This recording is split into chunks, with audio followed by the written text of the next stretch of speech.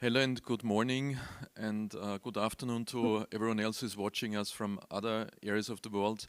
This is a Fireside chat. I'm Michael Fembeck. I'm the CEO of the Zero Project, and I'm delighted to have Meera Shenoy as a guest for this Fireside. Meera Shenoy is the founder and CEO of Youth for Jobs, a large Indian disability service provider and a good friend as well, and a co-organizer of the Zero Project India Conference and many other partnerships that we have developed in these past years.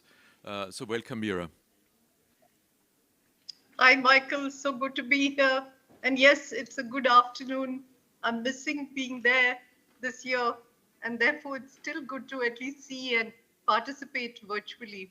Okay, Meera, let's kick it off by you introducing yourselves and Youth for Jobs in some 2 or 3 minutes, so that we get the context of the work of yours that we are discussing in the next question.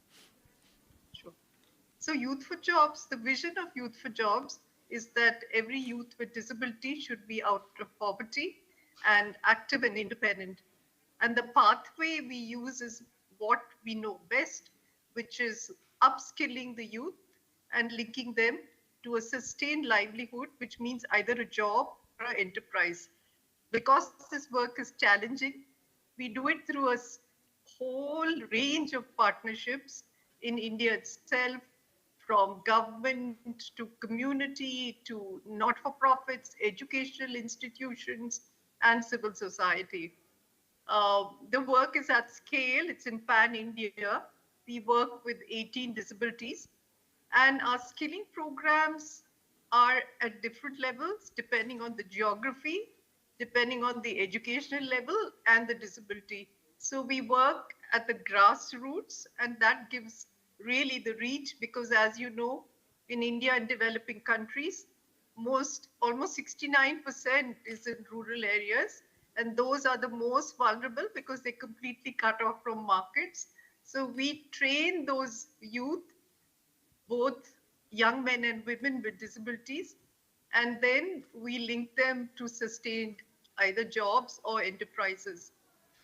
Women are increasingly becoming important for us too.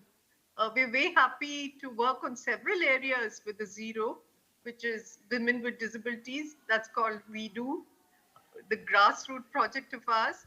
And now the new area which we're going to talk in this chat about, co-vulnerabilities. Yeah. Michael, over to you. Yeah, thank you, Meera, for this excellent introduction of Youth for Jobs and for your work. And what we learned, and this is what I would like to get a little background on what this actually means. We are discussing and we are quite interested in your new focus on, as you just mentioned, co-vulnerabilities. So what is it? Why you're taking this as an approach? How do you frame co-vulnerabilities? Co-vulnerabilities is an area where you actually do look at the intersectionality. For example, you have gender, but when it's women with disabilities, then those get neglected. Likewise, you have climate issues. Climate affects several people, but for people with disabilities, because they're so invisible, no one tracks them. Likewise, in India, caste is important more than color. So if you have Dalits with disability, again, completely invisible, 100%, 200%.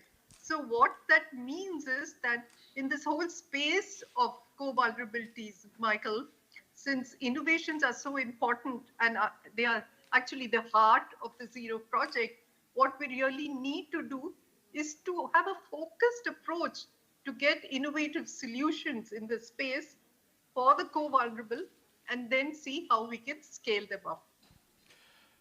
Yeah, so did a good job in explaining what the subject is, what the topic is. Also, I think we all agree that innovations are needed and working together, but I trust knowing your work, you have a quite specific approach how to tackle this, how to get this into action. So what's your plan to action in relation to co-vulnerabilities? So let's begin with women with disabilities, because that's one of the space which we've been looking at together, where you help us with our networks. Now, if you look at women with disabilities, almost 44% of the population of disabled is women. They are three times more less educated, at least two times less employed, and two to three times more prone to sexual exploitation compared to gender. Uh, very little work has been done in this space. So we have begun looking at a project on the invitation of the government uh, in the southern state of Karnataka. And the project is to actually sensitize the women groups who they have to disability and to economically empower 60,000 women with disabilities. The whole approach is a very community driven approach to build their capacities, work on policies, and put these assets in a common space so that the other governments, other state governments, can look at it. So before we do this, as a precursor of our work, Michael, we mounted a study which has just come out and which will get launched on Monday, which is unlocking women's ability to build a strong ecosphere to empower women with disabilities. So there's a, Broadly, what were the fund? just could you Yes, Michael. give us a little, there's a new publication, so could you give us some more Yes. details on what's in it and where to find it? Yeah. It gets launched on Monday with the government. So then it'll go on both the government linkage and on our website, which is www.youthforjobs.org. What we found was that because of the attitudes which other women have, leave alone the male, to women with disabilities, what was happening was they were afraid to take any kind of risks, afraid to take loans to set up an enterprise. They were not participating in any of the group meetings. They said they had no role models. And because they had no voice, the banks thought that they were unbankable. So they could not, have any access to any savings. The other aspect we found out was that uh, many of them were not digitally literate. In fact, most of them. And this means that the existing government schemes which are meant for the disabled, they were not aware of it. They were not aware of the fact that they could have access to assistive tech, and therefore the entitlements got lost, which was really a pity. And the third was all of them wanted trainings, whether for jobs or for employment, because every woman wants money in her pocket. She says, I need it so that I can educate my kid better, we can have better access to health. So it was very clear that women with disabilities face exclusion. And if you don't have a focused approach, then you cannot work on the livelihoods, and there are no financial pathways for economic empowerment. And we all know that economic and social empowerment go together. Thank you, Meera. Now let's move over to the second topic within your new framework, which is climate change. What's your? I think we all have a basic understanding of that this is not affecting everyone at the same time, but people with disabilities are more affected. What's your angle and what's your approach and with when it comes to climate change and disability? I think the biggest worry is the stark data when you look at it, Michael, because in India, they say the data shows that about 45 million people by 2050, and at least 85% of our districts are at risk because of the extreme climate changes which are going to happen, whether it's through heat waves, whether it's through flood, drought, or cyclone. And this, as we all know, intensifies the risk for persons with disabilities because they're completely vulnerable. In countries like India, they are not in all the official databases, and thus they also get excluded from policy intervention. So just to expand it a little more, uh, there are several unaddressed barriers for them. For example, what happens is that how can and many of these can be addressed, for example, by assistive tech. For example, when there's a climate disaster, the most prominent challenge is mobility. We all know very well that it's challenging for persons with disabilities with limited mobility to flee the area, you know, whether it's whether it's a flood or whatever, because public transport is certainly not possible. But if we invest in assistive tech, which looks at mobility aids, which looks at accessible transport devices, these can play a very, very crucial role in addressing mobility challenges, ensuring timely and safe evacuation, and of course, you need to invest in specialized training.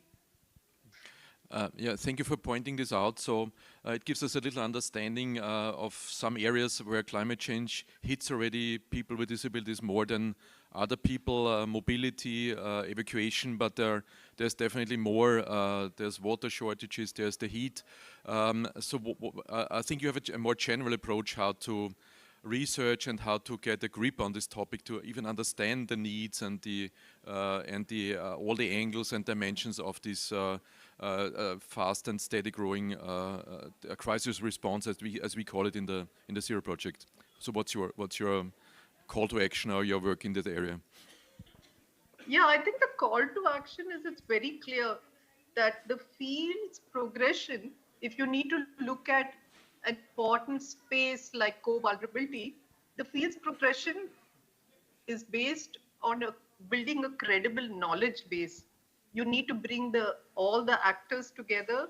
You need to align them on a common agenda, build connections, direct our resources to these underserved areas, and finally influence policy. I think that's the goal we should set about, and what better agenda or what better occasion than the Zero project, which has so many interested stakeholders to build this common agenda, Michael, for co-vulnerabilities. Is there something concrete on your end that has already been done or started? And I ask you for a short answer because I would also like to follow up this. What we as the Zero Project are doing is to wrap up this session. Yeah.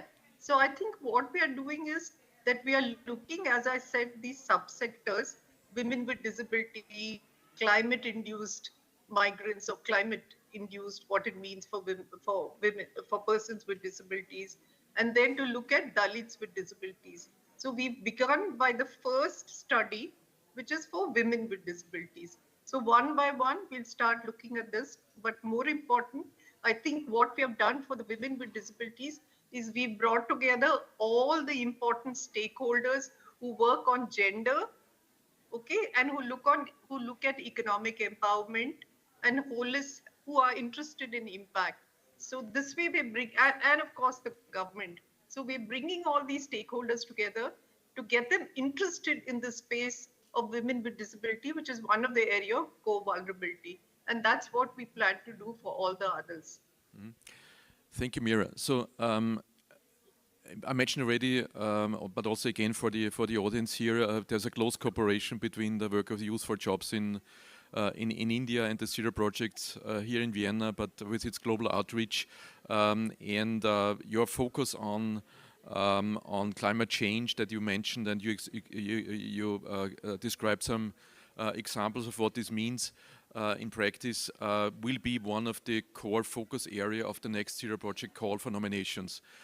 So when this Zero Project conference is over, not immediately, but a few weeks later, we start with the next research topic. We have this research cycle. So the next upcoming topic is accessibility, which includes also technology.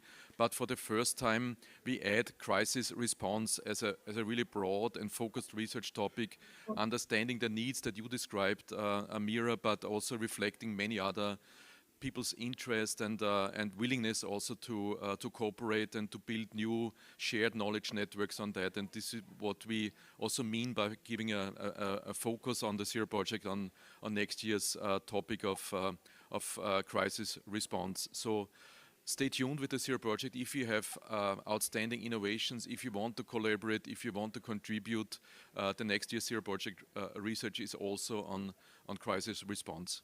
With this, thank you, Meera, for joining in. It was a pleasure having you as always. We meet each other in India at the Zero Project India conference in November. With this, I'm closing this fireside chat. Thank you. Thank you, Michael. And welcome all to Zero Project India conference in November.